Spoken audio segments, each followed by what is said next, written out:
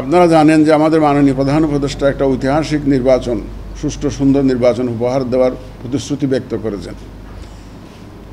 আমরা ওনার প্রতিশ্রুতির সাথে একাত্মতা ঘোষণা করেছি এবং ওনার প্রতিশ্রুতি যাতে অক্ষর অক্ষরে পালিত হয় সেভাবেই আমরা প্রস্তুতি নিচ্ছি। প্রথমত আমি ওইভাবে শুরু করি যে নির্বাচন হবে কি হবে না, কোনো এক রাজনৈতিক দলের বক্তব্য থেকে আসছে যে নির্বাচন হবে না। দেখেন, আমরা নির্বাচন কমিশনে আমরা কোনো রাজনৈতিক বক্তব্য দ্বারা গাইডেড না, আমরা কোনো রাজনীতির মধ্যে ঢুকতে চাই না। আমাদের কাজ হচ্ছে সরকার যখন চাচ্ছে আমরা নির্বাচনটা অর্গানাইজ করা আমাদের দায়িত্ব, আমরা এর মধ্যে থাকব, কোনো রাজনৈতিক বিতর্কে আমরা যেতে চাই না। এখন যে কোনো ব্র্যান্ডের পুরাতন এসি বদলে নতুন ওয়ালটন এসিতে উপভোগ করুন 25% ছাড়। 2 নম্বর হচ্ছে নির্বাচনের প্রস্তুতির বিষয়টি আপনারা জানতে চেয়েছেন।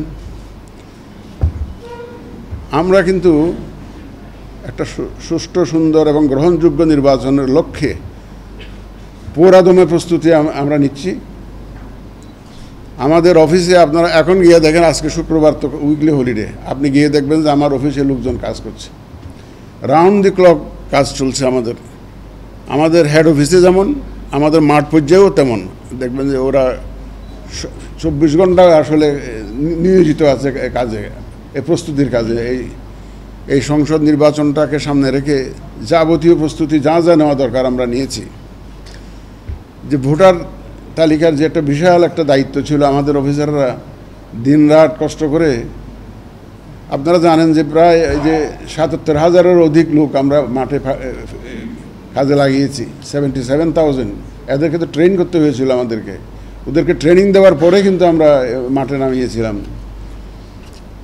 আমরা বাড়ি বাড়ি গিয়ে যে হালনাগাদ করেছি, প্রায় 21 লক্ষের মতো মৃত ভোটার আমরা আইডেন্টিফাই করেছি, এগুলো বাদ দিয়েছি। প্রায় মোর দ্যান 40 লাখ, 44 লক্ষের মতো বোধহয় হবে অ্যাপ্রক্সিমেটলি, যে যারা ভোটার হওয়ার যোগ্য ছিল কিন্তু ভোটার লিস্টে তাদের নাম ছিল না, তাদেরকে আমরা আইডেন্টিফাই করেছি। এগুলো সব মিলিয়ে মোটামুটিভাবে ভোটার তালিকাটা আমরা হালনাগাদ হয়ে গেছে আপনারা বলতে পারেন। এখন একটু কিছু কারেকশন হয়ে আশা করছি যে আমরা যে হয়তো 1-2 সপ্তাহের মধ্যে আপনারা ফাইনাল তালিকাটা পেয়ে যাবেন ইনশাল্লাহ। এবার তো আপনারা আপনারা জেনেছেন যে ইয়াঙ্গার জেনারেশনকে, যারা মাঝপথে 18 বছর পূর্ণ হবে, ধরেন যদি ফেব্রুয়ারিতে ইলেকশন হয়, আমাদের তো ফেব্রুয়ারিতে ইলেকশন করতে হবে। মাননীয় প্রধান উপদেষ্টা অফিস থেকে আমরা একটা চিঠি পেয়েছি যে আগামী ফেব্রুয়ারির প্রথমার্ধে, রমজানের আগে যাতে আমরা নির্বাচনটা অনুষ্ঠানের জন্য প্রস্তুতি নেই, ব্যবস্থা করি, সেই অনুরোধ আমাদেরকে জানিয়েছেন। ওই চিঠি পাওয়ার পর থেকে আমরা কিন্তু আমাদের প্রস্তুতি খুব জোরদার করেছি, ওই চিঠি পাওয়ার পর থেকে। তো সুতরাং আমাদের ওই লক্ষ্য সামনে রেখেই আগামী ফেব্রুয়ারি মাসে, রমজান মাসের আগে নির্বাচন যাতে সুষ্ঠু সুন্দরভাবে হয়, সেটাকে সামনে রেখে আমরা প্রধান উপদেষ্টার ঘোষণা অনুযায়ী আমরা সেভাবে প্রস্তুতি নিচ্ছি। ভোটার হালনাগাদ হয়ে গেছে ইনশাল্লাহ। ওই ইয়াঙ্গার জেনারেশনদেরকে আমরা যাতে ইনক্লুড করতে পারি, আমরা ভোটার আইনটা সংশোধন করিয়েছি, তাদেরকেও আমরা ইনশাল্লাহ ইনক্লুড করতে পারবো, ব্যাপক সংখ্যায় ইনক্লুড করতে পারবো। আমাদের যে ভোটের জন্য যে কেনাকাটা করতে হয়, প্রকিউরমেন্ট একটা বিগ এক্সারসাইজ, এটা আমরা মোটামুটি খুব এগিয়ে চলছে ইনশাল্লাহ। আমাদের এটা কেনাকাটার মধ্যে কোনো অসুবিধা হবে না, এটাও আমরা টাইমলি হয়ে যাবে। আপনারা দেখেছেন যে আমরা ওই যে পার্টি রেজিস্ট্রেশনের জন্য এখন মাঠ পর্যায়ে 22টা দলের জন্য মাঠ পর্যায়ে ভেরিফিকেশনে আছে। এটা হয়তো 31 তারিখের মধ্যে আমরা আশা করছি যে আমরা প্রতিবেদন পেয়ে যাব। সুতরাং পার্টি রেজিস্ট্রেশনের কাজটা আমরা ইনশাল্লাহ এই সেপ্টেম্বরের মধ্যে শেষ করতে পারবো বলে আমার বিশ্বাস। সীমানা নির্ধারণের একটা বিষয় ছিল, একটা বড় কাজ, এটা একটা বড় কাজ। আপনারা দেখেছেন আমরা খসড়াটা প্রকাশ করেছি। এটা যেটা আমরা করেছি কি, এই জন্য অনেক আমরা আবেদন পেয়েছিলাম, সীমানা নিয়ে আপত্তি পেয়েছিলাম, প্রায় 1500 দরখাস্ত পেয়েছিলাম, সম্ভবত 71টা মোর দেন 70 কনস্টিটিউয়েন্সি ঘিরে এই আবেদনগুলো পেয়েছিলাম। তা আমরা পরীক্ষা নিরীক্ষা করে আমরা যতটুকু অ্যাকসেপ্টেবল মনে করেছি তার ভিত্তিতে একটা খসড়া প্রকাশ করেছি। এটা একটা ড্রাফট। আগামী রোববার থেকে কিন্তু শুনানি শুরু হচ্ছে আমাদের। এই যে এই খসড়ার উপরে যাদের আপত্তি আছে, যাদের কোনো বক্তব্য আছে, এইটা দেওয়ার জন্য আমরা এই যে আমি তো কালকে ইনশাল্লাহ সকালে গিয়ে আমাকে শুনানিতে বসতে হবে, ফুল কমিশন শুনানি দেবে এবং এই খসড়ার উপরে আমাদের আগামী বুধবার পর্যন্ত এই শুনানি চলবে। তারপরে আমরা একটা ফাইনাল এটা কনস্টিটিউয়েন্সির এইটা ডিক্লারেশনটা করে দেব। তাহলে এটা একটা বড় কাজ আমাদের হয়ে যাচ্ছে। আমাদের ভোট কেন্দ্র বাছাই কাজ চলছে। এই আসলে কিন্তু এই যে ভোট কেন্দ্র বাছাই এবং ইত্যাদি লোকাল লেভেলের প্রস্তুতি জানার জন্য কিন্তু আমার এখানে আগমন। আপনারা ওই আইনশৃঙ্খলার প্রথম এই ডিসিএসপিদের কথা বলি, আপনি যে বললেন যে ওদের বদলাবেন কিনা, আমাদের তো সেটা তো প্রক্রিয়া, এটা কিন্তু রেগুলার এক্সারসাইজ। যারা অতীতে এ ধরনের কাজে সম্পৃক্ত ছিল তাদের তো আর পদায়নের প্রশ্নই আসে না, কিন্তু আমরা যথাসম্ভব একটা সুষ্ঠু নির্বাচনের জন্য সুন্দর নির্বাচনের জন্য যে ধরনের কর্মকর্তাকে পদায়ন দরকার আমরা খোঁজখবর নিয়ে একদম মাঠ পর্যায়ে খোঁজখবর নিয়ে সেই ব্যবস্থা আমরা করছি ইনশাল্লাহ। এরপরে কিন্তু অস্ত্র উদ্ধার অভিযান চলবে। আমি শুধু এটুকু বলতে চাই যে আইনশৃঙ্খলা পরিস্থিতির কথা ওনারা বলেছেন, একজন সাংবাদিক ভাই বলেছেন আইনশৃঙ্খলা পরিস্থিতি গত বছরের এইবারের 5ই আগস্ট না, গত বছরের যে 24-এর যে 5ই আগস্টে কী অবস্থা ছিল আপনারা জানেন, বাংলাদেশের কী অবস্থা ছিল। এখন আল্লাহর রহমতে অনেক অবস্থার উন্নতি হয়েছে। আপনারা দেখো শান্তিতে ঘুমাইতে পারেন তো, আপনারা কি বাড়িতে ঘুমাইতে কোনো অসুবিধা হচ্ছে এখন? সুতরাং ইনশাল্লাহ এই ভোট আসতে আসতে দেখবেন যে আইনশৃঙ্খলা পরিস্থিতি আরও উন্নতি হবে ইনশাল্লাহ। আমরা সার্বিক প্রস্তুতি নিচ্ছি। শুধু একটা দুঃসংবাদ দিতে চাই, যারা ভোট কেন্দ্র দখল করার জন্য নিয়ত করে বসে আছেন, বাক্স দখল করার জন্য নিয়ত করে আছেন, তাদের স্বপ্নভঙ্গ হবে। তাদের স্বপ্নভঙ্গে আপনারা সেই দিনই এই ইতিহাস ভুলে যান, ভোট কেন্দ্র দখলের ইতিহাস ভুলে যান। ভোটের বাক্স দখলের নিয়ত যদি থাকে আপনারা দয়া করে সরে আসুন এই নিয়ত থেকে। আমরা অত্যন্ত কঠোর অবস্থানে থাকবো এবার ইনশাল্লাহ। দাঁত ভাঙা জবাব দিতে হবে। তারা ঘুঘু দেখেছে, ফাঁদ দেখে নাই। এবার ফাঁদ দেখবে তারা, যারা মনে করে যে আমরা এই যে কেন্দ্র দখল করে জিতবো, বাক্স দখল করে জিতবো, সেই সুযোগ ইনশাল্লাহ তারা পাবে না। এখানে আমরা দেশবাসীকে সাথে নিয়ে, আইনশৃঙ্খলা বাহিনীর সহায়তা এবং আপনাদেরকে সাথে নিয়ে আমরা এই কাজটা সারবো ইনশাল্লাহ।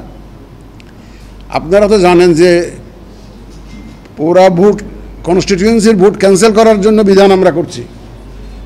ক্যান্সেল করে দেবো পুরা, যদি এরকম যে অনিয়ম দেখি যে একটা পুরা কেন্দ্রে, পুরা একটা কনস্টিটিউয়েন্সিতে গোলমাল হয়েছে, কেউ ভোট কেন্দ্র দখল করে এই ধরনের যে অবস্থা সৃষ্টি করেছে, পুরা কনস্টিটিউয়েন্সির আমরা ক্যান্সেল করে দেব ইনশাল্লাহ।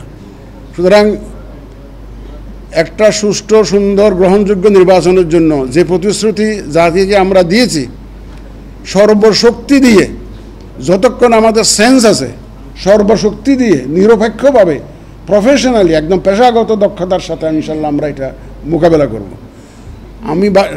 আপনারা জানেন যে আমি বহু জায়গায় এই কথাটা বলেছি, এই যে সামাজিক যোগাযোগ মাধ্যমে যে অপপ্রচার যেটা হয়, AI এর অপব্যবহার যেটা হচ্ছে, এটাকে আপনাদের সহযোগিতা আমি চাই। আপনারা দয়া করে একটু অ্যাওয়ারনেস রেজিংয়ে আমাদের সাথে অংশ নেবেন। আমরা এই সম্ভবত সেপ্টেম্বরের শেষের দিকে অথবা অক্টোবর থেকে কিন্তু বিশাল আকারে অ্যাওয়ারনেস রেজিং ক্যাম্পেইন করব। ভোটার এডুকেশন, মানুষকে আগ্রহী করে তোলা। মানুষ তো এই যে ভোটের কেন্দ্রে আসতে চায় না, এই তো গত 15 বছর তারা তো এই অভ্যাসে চলে গেছে এটা। সুতরাং আমরা তাদেরকে ভোট কেন্দ্রে নিয়ে আসার জন্য একটা অ্যাওয়ারনেস রেজিং ক্যাম্পেইন করব এবং আপনাদের সহযোগিতা চাই। সামাজিক যোগাযোগ মাধ্যমে কোনো জিনিস আসলে সাথে সাথে বিশ্বাস যাতে না করে, একটা ফ্যাক্ট চেকিং করে, এটা সত্য মিথ্যা দেখে তারপরে যাতে বিশ্বাস স্থাপন করে, অথবা শেয়ার করলে যদি চায় দেখা মাত্র শেয়ার করে দিবে, এটা যাতে না হয়।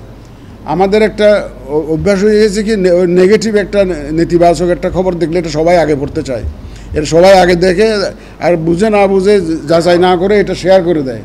সুতরাং এই জিনিসটা আপনারা একটা দয়া করে, আপনারা সাংবাদিক ভাইরা, আপনারা একটা এই সচেতনতা, অ্যাওয়ারনেস ক্যাম্পেইনটা একটু করুন আপনারা নিজ উদ্যোগে, যাতে মানুষ যাতে সত্য মিথ্যা যাচাই না করে কোনো জিনিস যাতে বিশ্বাস না করে। সুতরাং আইনশৃঙ্খলা পরিস্থিতি ইনশাল্লাহ will not be a problem. এবং সরকার এখানে খুব সজাগ আছে। আপনারা দেখেছেন মাননীয় প্রধান উপদেষ্টা সরকারের যে সমস্ত এজেন্সি বিভাগ ইলেকশনের সাথে জড়িত থাকবেন তাদেরকে সম্পূর্ণ প্রস্তুতি ডিসেম্বরের মধ্যে সম্পন্ন করার জন্য উনি নির্দেশনা দিয়েছেন। অ্যাকর্ডিংলি আমাদের মাননীয় স্বরাষ্ট্র উপদেষ্টা উনি তো হি ইজ ভেরি অ্যাক্টিভ এবং উনি একদম প্রতিদিন নিরন্তর নিরলস কাজ করে যাচ্ছেন আমাদের আইনশৃঙ্খলা পরিস্থিতিটাকে উন্নত করার জন্য উনি পরিশ্রম করে যাচ্ছেন এবং সবার সহযোগিতা নিয়ে ইনশাল্লাহ আপনারা দেখেছেন আমরা এবার আমাদের সেনাবাহিনীকে ডিফেন্স ফোর্সেসকে আইনশৃঙ্খলা বাহিনীর সংজ্ঞার মধ্যে অন্তর্ভুক্ত করার জন্য আমরা উদ্যোগ নিয়েছি, যাতে করে ওই যে আগে যে কি স্ট্রাইকিং ফোর্স উইদাউট স্ট্রাইক, প্রয়োজনের সময় স্ট্রাইক নাম দিয়েছিল স্ট্রাইকিং ফোর্স, আগে আমরা 3টা নির্বাচনে দেখেছি তো, but they did never strike, দেখানোর জন্য করেছে। কিন্তু এবারে ওই স্ট্রাইক করা হবে। এবার যারা আমাদের সেনাবাহিনী যাতে আইনশৃঙ্খলা বাহিনীর সংজ্ঞায় অন্তর্ভুক্ত হয় সে উদ্যোগ আমরা নিয়েছি। সুতরাং তারা আরও সক্রিয়ভাবে এই আইনশৃঙ্খলা রক্ষায় ইনভলভ হবে ইনশাল্লাহ আমাদের সেনাবাহিনী এবং আমাদের ডিফেন্স ফোর্সেস, সেনা, নৌ, বিমান বাহিনী, কোস্টগার্ড, নেভি, সবাইকে আমরা ইনভলভ করবো। কোস্টাল এলাকায় তো এই যে নেভি এবং কোস্টগার্ডকে আমরা ব্যবহার করি। এয়ারফোর্সের সাহায্য দরকার হয় আমাদের, বিশেষ করে হিল এলাকাতে, হিলি ডিস্ট্রিক্টগুলোতে দরকার হয়, প্লাস আমাদের বোটের মালামাল বিভিন্ন সময় ক্যারি করার জন্য তাদের দরকার হয়। সুতরাং সব বাহিনী এখানে ইনশাল্লাহ সম্পৃক্ত থাকবে। সর্বোপরি আমাদের দেশের জনগণকে সাথে নিতে হবে। আমরা জনগণকে সাথে চাই, আপনাদেরকে সাথে চাই। আমাদের যে লক্ষ্য, এই লক্ষ্য থেকে আমরা বিচ্যুত হতে চাই না। আমরা কোনো দলের পক্ষে নই, আমরা কোনো প্রার্থীর পক্ষে নই। আমরা একদিকে বলতে পারেন 18 কোটি জনগণের পক্ষে অথবা 13.5 কোটি ভোটারের পক্ষে। এই ধরুন আমরা সেইভাবেই আমরা কাজ করছি। আমাদের প্রত্যেকটা অফিসারকে আমরা সেভাবে নির্দেশনা দিচ্ছি।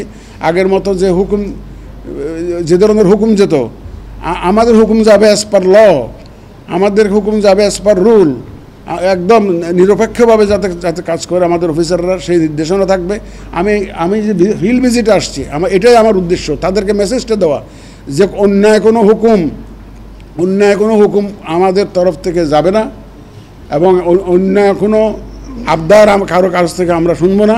আমরা একদম সম্পূর্ণ নিরপেক্ষভাবে যাতে কাজ করি, পেশাদারিত্বের সাথে কাজ করি, সেইটা নিশ্চিত করার জন্যই কিন্তু আমি এই ফিল্ড ভিজিটে আসছি। অবৈধ অস্ত্র উদ্ধারের একটা অভিযান চলবে ভোটের আগে, এটা চলে, এটা চলমান প্রক্রিয়া, এখনও চলছে। এটা কিন্তু এটা কিন্তু চলমান প্রক্রিয়ায় অংশ। ভোটের আগে তো এটা জোরে সোরে চলবে। যারা অস্ত্রবাজি করার নিয়ত করেছেন, আপনাদের জন্য অত্যন্ত দুঃসংবাদ। যারা অস্ত্রবাজি করে ভোটে জিততে চাইবেন তাদের জন্য দুঃসংবাদ অপেক্ষা করছে।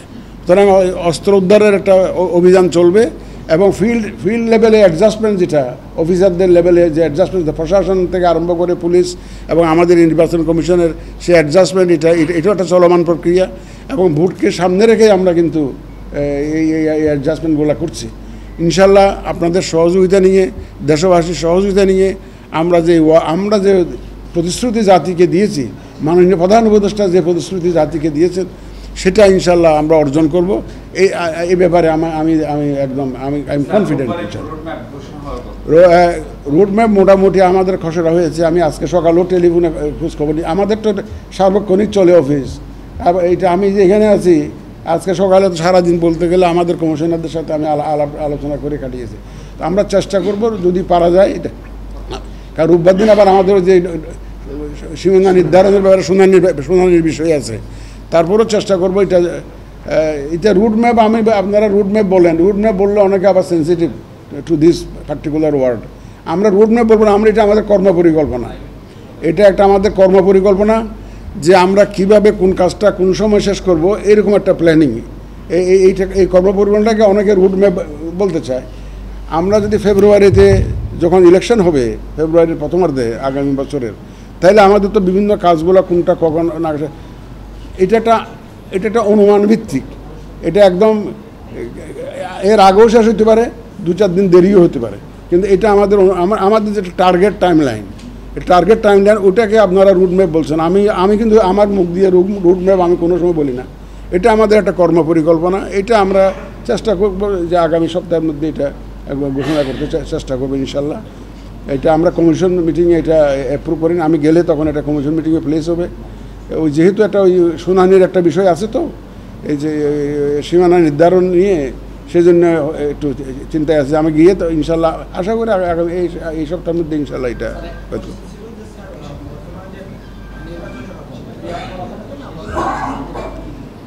দেখেন, পিআর পদ্ধতি তো বিভিন্ন রাজনৈতিক দল দাবি করতেছে, এটা তো আমাদের কনস্টিটিউশনে নাই, কোনো আইনেও নাই। আমরা শাসনতন্ত্র এবং আইন দ্বারা গাইডেড, এর বাইরে আমরা যেতে পারি না। যদি এইরকম কোনো আইন হয়, পিআর পদ্ধতিতে হয়, ওই জন্য যখন আইন হয়, শাসনতন্ত্র যদি পরিবর্তন হয়, সেটা একটা ভিন্ন প্রসঙ্গ। এটা এখনও রাজনৈতিক আলোচনার পর্যায়ে আছে, তর্ক বিতর্কের পর্যায়ে আছে, এটা রাজনীতিবিদদের ব্যাপার। আমি এর মধ্যে ঢুকতে চাই না, ইলেকশন কমিশন এর মধ্যে ইনভলভ হতে চায় না, এই রাজনৈতিক আলোচনা বা বিতর্কের মধ্যে নির্বাচন কমিশন যেতে চায় না। আমরা আমাদের কাজ হলো যে নির্বাচন যখন সরকার সিদ্ধান্ত নিয়েছে, এখন নির্বাচনটা ডেলিভার করা হচ্ছে আমাদের দায়িত্ব, আমরা সেটুকু করব। যদি আইন চেঞ্জ পরিবর্তন হয়, শাসনতন্ত্র পরিবর্তন হয়, এই ধরনের কোনো আইন আসে, তো সেটা ভিন্ন ব্যাপার। কিন্তু আমরা ওই রাজনৈতিক কোনো বিতর্কের মধ্যে আমরা যেতে চাই না। ভাই, আমার তো 5700 কর্মকর্তা, এদেরকে কোথায় পাঠিয়ে দেবো? এদেরকে, তাদের মধ্যে যারা স্বপ্রণোদিত হয়ে নিজের একদম স্ব উদ্যোগে ভোট জালিয়াতিতে যারা জড়িত ছিল, স্ব উদ্যোগে জড়িত ছিল, তাদেরকে তো অবশ্যই আমরা এই দায়িত্বে রাখবো না। এবং এটা আপনারা যেটুকু চিন্তা করছেন তার চাইতে বেশি সজাগ আছি আমরা। কারণ আমি বিশ্বাস করি, ওই যে সেদিন কোথায় জানি বলেছিলাম যে ভাই কর্তার ইচ্ছে কীর্তন করো, তো তারা দেখে যে কর্তা কোন দিকে যায়। আমাদের অফিসাররা জানে যে এখনকার যে নির্বাচন কমিশন, তারা কোনো পক্ষপাতিত্ব করছে না, তারা আইন অনুযায়ী প্রফেশনালি নিউট্রালি কাজ করতে চায়। এবং আমার বিশ্বাস আমার অফিসাররা আগের মতো সেরকম আগে করেছে, যেহেতু আগে চেয়েছে, আগে নির্বাচন কমিশন থেকে অনেকে চেয়েছে, আগে সরকার চেয়েছে, কিন্তু আমাদের তো এখন সেরকম কোনো সমস্যা নাই। আমাদের এখানে এই সরকার তো এ পর্যন্ত তো চায় নাই, আমাদের বলতে দ্বিধা নাই। যেদিন সরকার চাইবে সেদিন নাসিরুদ্দিন এই চেয়ারে থাকবে না, এটা ধরে রাখেন। যদি সরকার চাইবে তার ওনার হুকুম মতো কাজ করতে, নাসিরুদ্দিন আমাকে এই চেয়ারে দেখবেন না। আপনারা সব দল আসবে কিনা সেটা তো সময় বলে দিবে, আপনারা দেখবেন, অপেক্ষা করুন। এটা তো রাজনীতিবিদ। তবে আমি বিশ্বাস করি আমাদের রাজনীতির দলগুলো তারা সবাই দেশের মঙ্গল চায়, তারা তো দেশের জন্য রাজনীতি করে। এবং দেখবেন যে at the end of the day আমাদের রাজনীতির দলগুলো একটা অবস্থানে আসবে, এবং তারা যেহেতু সবাই দেশের মঙ্গল চায়, সবাই দেশের প্রেমিক, সুতরাং তারা একটা অবস্থানে আসবে বলে এটা আমার বিশ্বাস। আর আওয়ামী লীগের তো আপনি যে দলটার কথা আপনি বললেন, সেই দলটার তো রাজনৈতিক কর্মকাণ্ড নিষিদ্ধ, সুতরাং এবং বিচার সম্পন্ন না হওয়া পর্যন্ত, সুতরাং এই যে বিচার জন্য অপেক্ষা করতে হবে আমাদের, বিচারের রায় কী আসে সেটা আমাদেরকে দেখতে হবে। কিন্তু এখন তো তাদের সব কর্মকাণ্ড নিষিদ্ধ আছে, সুতরাং তারা তো রাজনৈতিক কোনো কর্মকাণ্ডে জড়াতে পারবে না।